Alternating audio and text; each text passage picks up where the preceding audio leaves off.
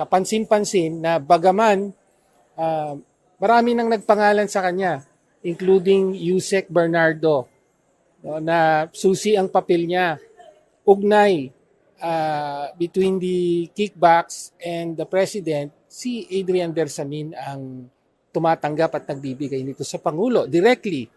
No?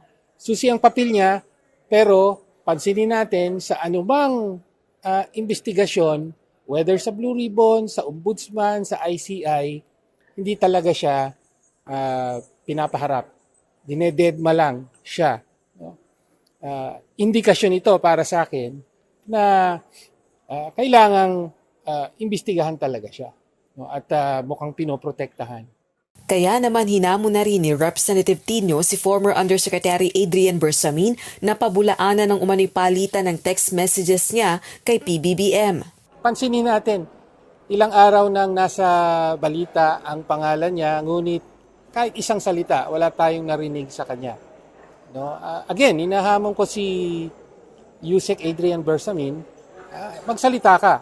No? So kung gusto mong i-deny, you're very welcome to deny. Nag-aantay po ang publiko. Basta nakita ko ang nakita ko at tingin ko may kailangan kang ipaliwanag. So please explain to the public.